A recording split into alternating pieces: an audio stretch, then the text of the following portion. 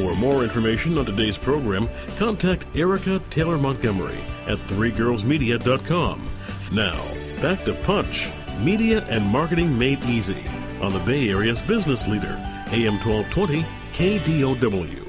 Welcome back. You are listening to Punch, Media and Marketing Made Easy on 1220 AM KDOW. I'm your host, Erica Taylor Montgomery, and you can visit us online to get the scoop on upcoming shows as well as the archives of every show we've done at punchmarketing.biz. Our guest in round one is Candace Talmadge. She's a professional freelance writer, and she's written for some amazing publications, including the New York Times, the Forbes, Business Week, Ad Age, Advertising Week, a huge slew of amazing publications. And she is an incredibly skilled writer, and we're talking about writing for businesses.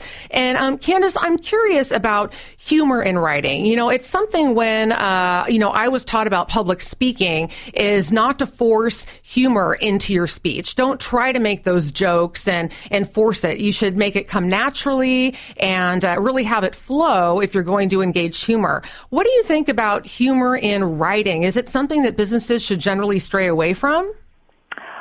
It's very touchy. And the problem is that you can use humor in writing, especially if you have a certain voice and style in your writing. Like I had a CPA who has just a wonderful dry wit humor. But the secret here is this. If you are going to make a joke in business writing or in business speaking, make yourself the butt of the joke. Don't point at anybody else. Don't belittle anybody else. Make yourself the butt of gentle, self-deprecating humor. It makes you seem real and modest. I know that's a strange word in these times. In the age of Donald Trump, modesty is kind of a real old-fashioned commodity. But it helps you connect and seem just kind of down to earth to your audience. But always, always make yourself the butt of the humor if you're going to do that. Terrific advice. We actually have a caller. Let's go to Crystal in San Jose. Crystal, welcome to Punch, Media and Marketing Made Easy. What's your question? Oh, hi there. I was just thinking about the comment that you guys were just saying about how you should write the way you speak. I do have a podcast. I was thinking about taking the transcriptions from those podcasts and turning those into blog articles and things like that. Would that be okay? What do you think, Candace? Well, Crystal, I don't see why not.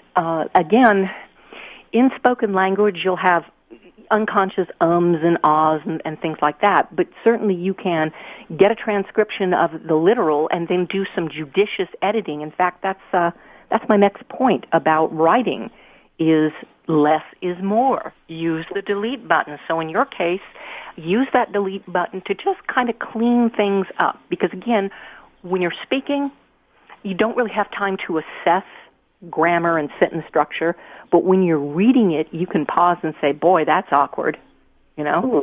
So, again, use that delete button, less is more, and yes, build your blog from podcasts. Sounds good. Thanks. Terrific. Thanks so much for the call, Crystal. And if you've got a call about writing for business or you have a question, you can reach us live today at 800-516-1220. That's 800-516-1220. Our guest is Candace Talmadge with copyclinic.com, and we're talking about writing for businesses. So one of the things that I hear time and time again from my clients, Candace, is that, number one, I don't have the time to write. And number two, if I can find the time to write, I don't know what to write about. So maybe you have some suggestions on content and how businesses can figure out what topics they can write about to help promote themselves. Well, this goes back to knowing your target customer. All right? If you're going to write to promote yourself, write something that at least is valuable to people who might read it and to people who might buy your product or service. All right? Don't give the store away. Don't give too much, but do add some value, because if you're writing a blog, you're asking people to spend their precious time reading your words. And again, it goes back to less is more. A blog of 2 or 3 paragraphs that convey 1 or 2 useful thoughts or suggestions or a great link is far better than a blog that goes on and on endlessly about your personal traumas or your subjective insights. All right? Respect your audience's time, respect their intelligence, and write accordingly.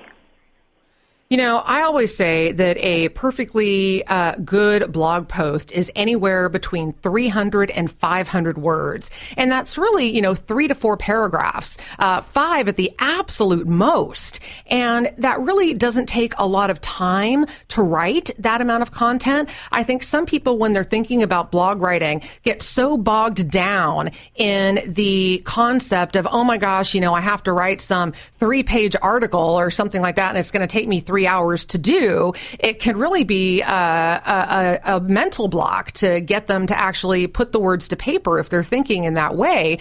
But really, for search engine optimization, that's what the search engines look for, is those posts that are between 300 and 500 words. So I think that if you think it's just a matter of 3 to 4 paragraphs, 5 at the most, it can become a lot less overwhelming and a lot less fearful if you know that you don't have to write endless words. Well, I agree, Erica, and my beef is, I remember when I went through school, I learned to write despite the way they taught it, not because of it. Interesting. Well, I don't think, the approach to subjects, I hope it's different now, but it seems to me that writing in too many schools is taught in a way that makes it unappealing and much more difficult than it has to be.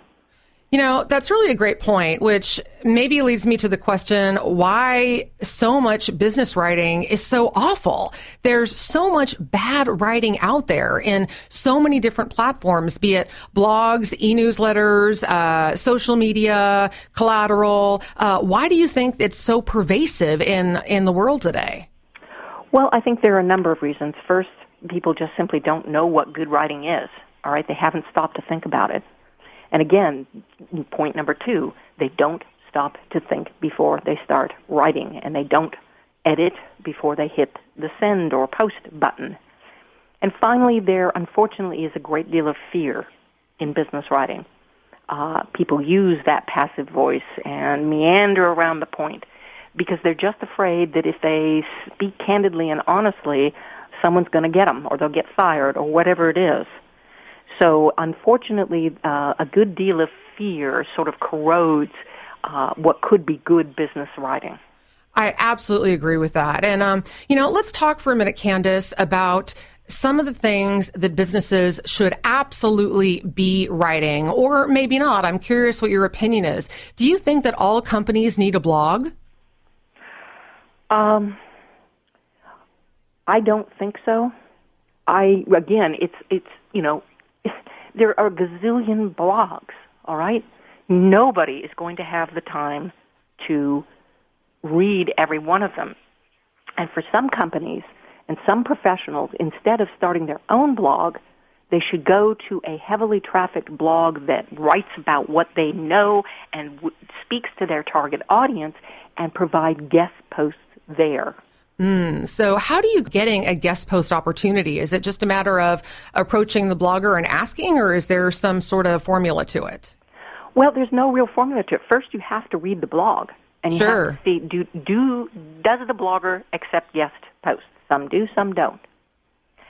And if the blogger does, then you have to look at what the guest posts are about and make sure that this blog is focused on your target, okay? Because if you're writing about something that's not germane to their audience, they're not going to post it, and people won't like it if they make the mistake and do post it. So this takes a little bit of time and research and thought. Who's writing and whose blog would attract my target customer? So the principle here is don't reinvent the wheel, but do spend some time researching it so you know the blogger, you know the blogger's opinion, and you know what kind of posts the blogger looks for.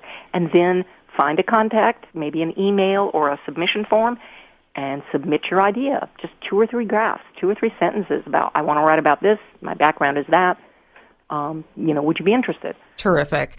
We've been talking about writing for business. Our guest is Candace Talmadge of copyclinic.com. And Candace, I want to make sure that our listeners know how to reach you. So what's the best way for our folks to get in touch with you?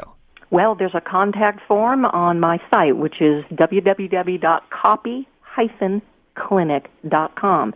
That goes straight to me, and, please, by all means, do send me any emails there. And if you'd like to sign up on there, I hold occasional what I call open copy clinics, and that means they're open to non-members, and you can come and get some free writing coaching at that point. Oh, terrific. That's wonderful. So all they have to do is go to copy-clinic.com, and you have an email form on your site for them to fill out? Sign up for the newsletter, and they'll get occasional news about the next open copy clinic, and my contact information and form are there too.